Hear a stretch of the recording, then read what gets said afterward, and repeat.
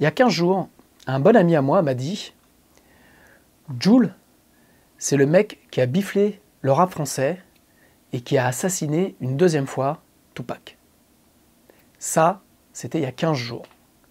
Et ça, c'était avant le drame. Ok, jingle tout de suite.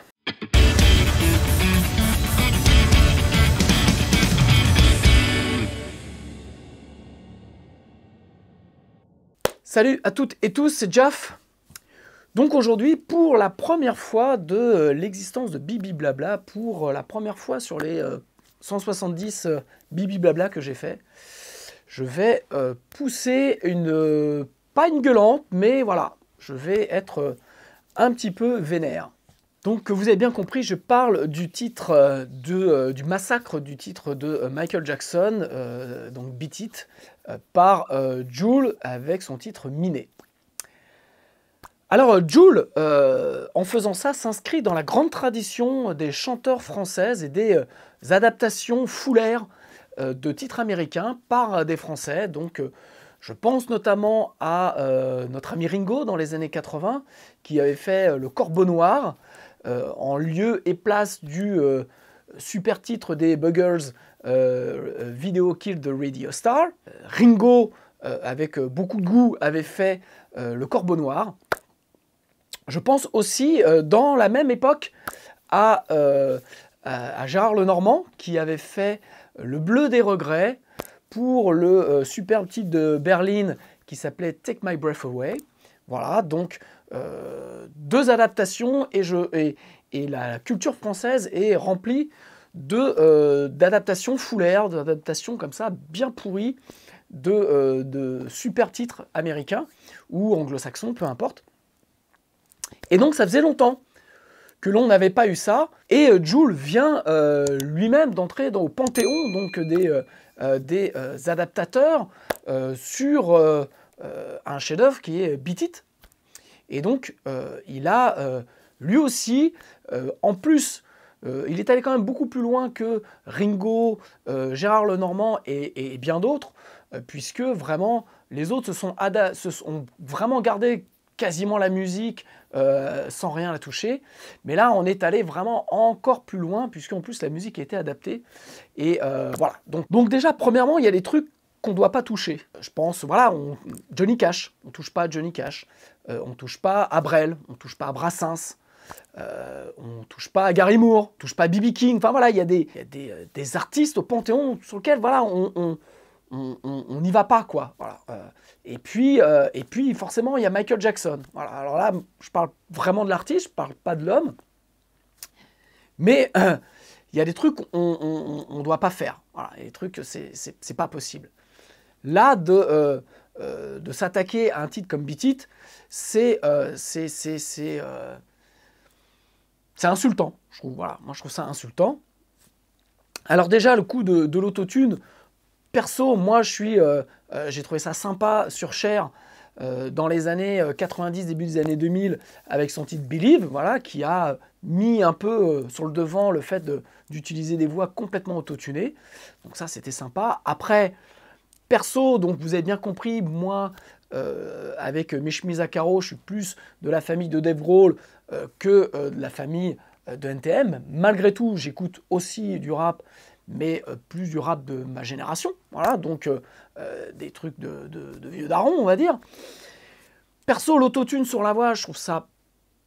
je comprends pas, voilà, je comprends pas dans les deux sens, dans le sens où je comprends pas le texte, je trouve pas ça musical du tout, je trouve qu'il n'y a aucune personnalité dans le chant, ce qui fait, je dirais, la beauté du chant, et même je pense à des artistes type Brassens ou Gainsbourg, qui n'ont pas une voix exceptionnelle, mais c'est leur voix qui véhicule des émotions. Là, moi, l'autotune, il n'y a pas d'émotion, donc je trouve ça, moi, ça me passe au-dessus de la tête.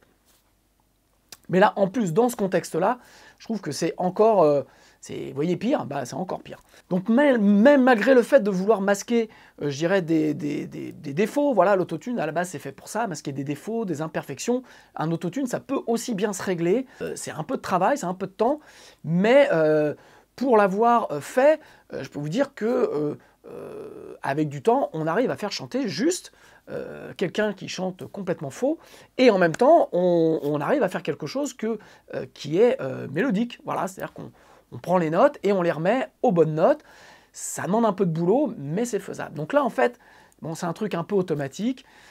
Moi, perso, je trouve ça dégueulasse et je comprends rien, mais à la limite, je dirais, je peux comprendre. Maintenant, Jul, notamment Jul, pour ceux qui me suivent, vous savez que je porte jamais d'avis, c'est la première fois que je le fais, puisque pour moi, voilà, si j'aime pas, bah, j'aime pas, et puis je passe à autre chose, c'est pas grave.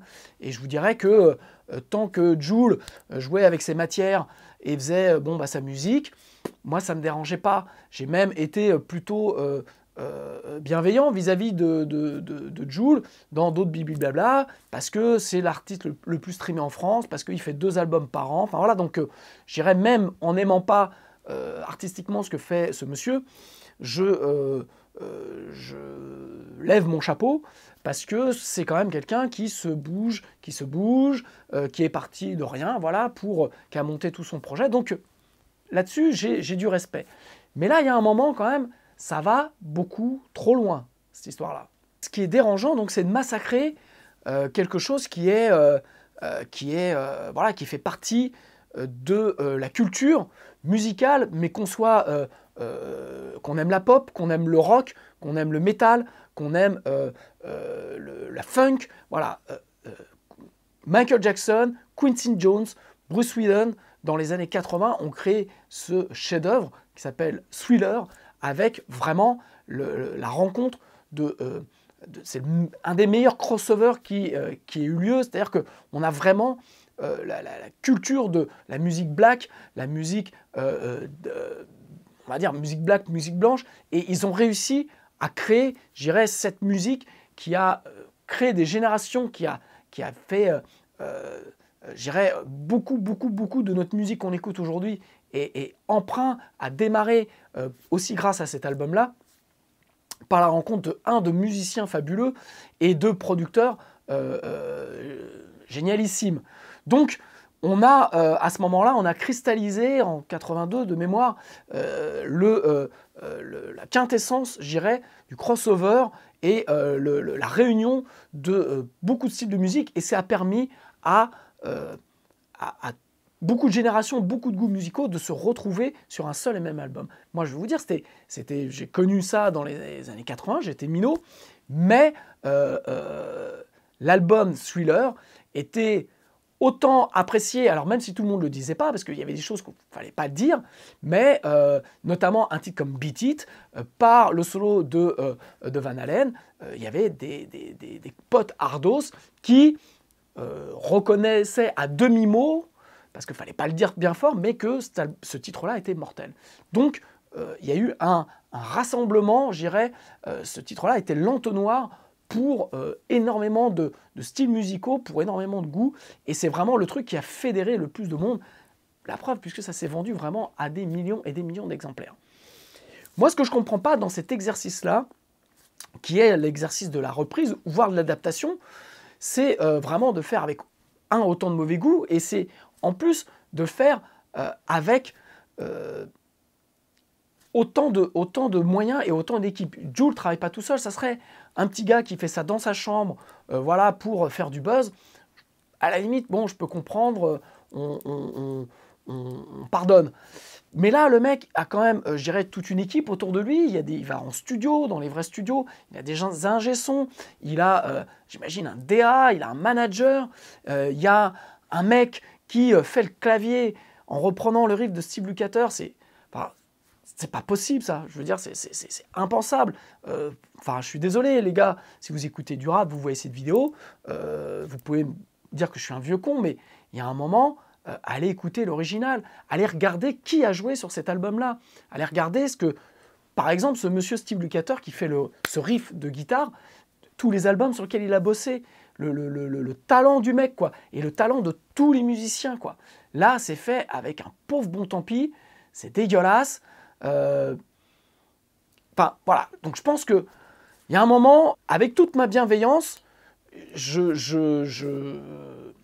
j'arrive pas à comprendre, ça me blesse, parce que voilà, je trouve que c'est comme je disais, il y a des trucs sur lesquels on touche pas, quoi. Et si c'est pour faire ça, si c'est pour faire du buzz, je pense que Jul n'a pas besoin de ça, quoi. C'est un peu dans le même style de quand je parle d'équipe, c'est que ça me fait aussi penser à la vidéo qu'avait fait Grégoire, seul au piano dans une gare, à reprendre un titre d'Oasis de mémoire, où c'est pareil, c'est une cata.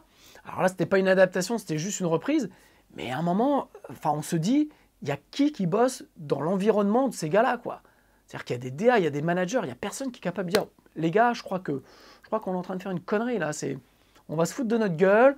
Non, je pense qu'il faut mieux s'abstenir. On se la garde pour nous, on la regardera en private joke, mais non, il ne faut pas qu'on montre ça parce que là, c'est pas possible. Et à écouter, voilà, donc j'ai le titre Minet, je l'ai écouté une première fois, j'ai tenu 20 secondes, j'ai vomi. Et puis après, je me suis dit, bon allez, je vais donc faire un bibi blabla là-dessus parce que voilà, je trouvais que le truc, donc je me suis retapé le clip en entier, donc ça a été dur. J'ai aucun élément explication. Voilà, moi je fais ça comme métier, je travaille avec des artistes peu connus, mais il y a un moment, c'est pas possible, quoi. Alors, même si j'ai pas une culture hip-hop énorme, j'apprécie des artistes type Kerry James, Oxmo Puccino, voilà, NTM, et puis des artistes ricains. Mais là, je comprends pas, je vois pas l'intérêt. Donc le mec, en plus de bifler le rap, vraiment, il le tire vers le bas, je trouve. Voilà, je vous disais, moi, un peu mes références. Alors vous allez me dire, ouais, c'est des références de vieux, mais ok.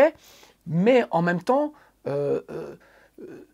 dans ces références-là, il n'est pas question de style, il est question d'artiste. C'est-à-dire que je suis contre le rejet d'un type de musique, puisque moi j'aime absolument plein de choses. Après, dans les choses, même dans les styles musicaux que j'aime, il y a des artistes que j'aime pas du tout. Donc, ce que je veux dire, c'est que là, Jul, en plus de bifler le rap, il le tire vers le bas, parce que tout est mauvais, quoi. Tout est mauvais. C'est-à-dire que j'arrive même pas à comprendre comment un mec qui a autant de streams, qui donc vend autant d'albums, qui génère autant de fric, arrive à avoir des prods aussi moyennes et des clips aussi pourris, quoi. Alors, on va me dire, ouais, mais c'est fait exprès. Non, quand c'est fait exprès, on voit que c'est fait exprès parce que c'est fait avec goût. Là, le clip, voilà, il y a toujours ce cliché de la bagnole, du truc devant. Bon, voilà, moi, j'adhère pas. Donc, je dirais, je suis pas la cible, je comprends. Mais à un moment, le débat, faut l'emmener vers le haut, quoi. Et dans ce style-là, il y a des artistes qui l'emmènent vers le haut. Et puis, il y a le côté, comme je disais, quand il faisait ses titres et qu'il jouait qu'avec sa matière, ça ne me pose pas de problème. Mais là, le mec prend un titre qui touche beaucoup de l'inconscient collectif de plein de gens et le massacre. Donc, je dirais, voilà, c'est un truc qui se fait pas. Voilà, comme je disais, il y a des artistes sur lesquels on ne touche pas, surtout si c'est pour faire ça.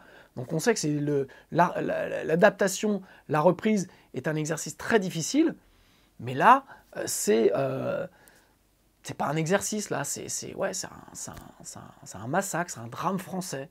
Moi, je le vis vraiment comme un drame français. J'imagine qu'il y a des Américains, des Anglo-Saxons qui tombent là-dessus, mais ils vont se foutre de notre gueule, quoi. Alors, heureusement qu'on a des artistes type Daft Punk ou dans la musique électro qui portent, je dirais, l'image de la France un peu plus haute, parce que ça fait du mal à un pays, ça fait du mal à des artistes, ça fait du mal à un genre.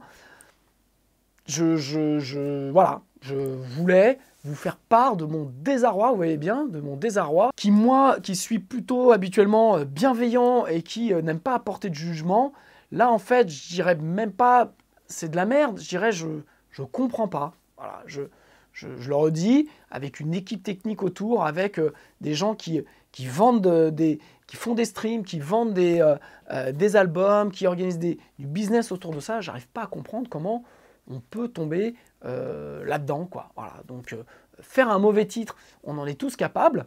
De le sortir, on en est tous capables. De l'assumer, on peut en être tous capables. Mais quand il y a un tel référent, c'est quand même super facile de faire AB.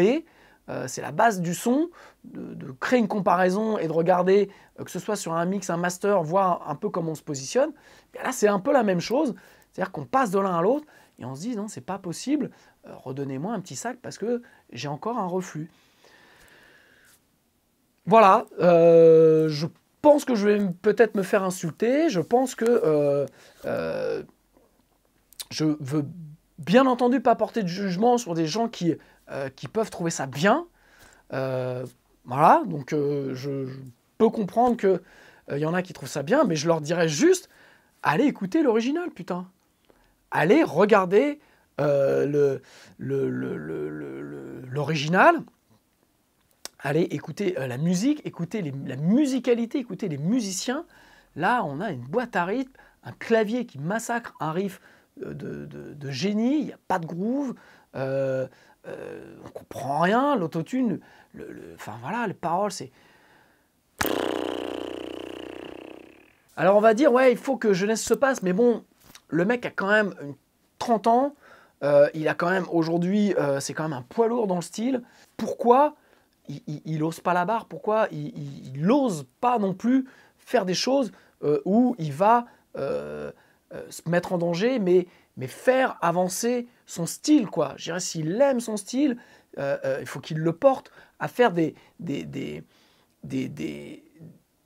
à faire des prods et de la musique comme ça, de piètre qualité.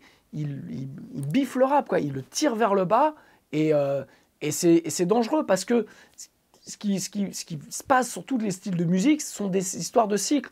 C'est-à-dire que le rap aujourd'hui, c'est la musique la plus écoutée, la plus consommée, on va dire.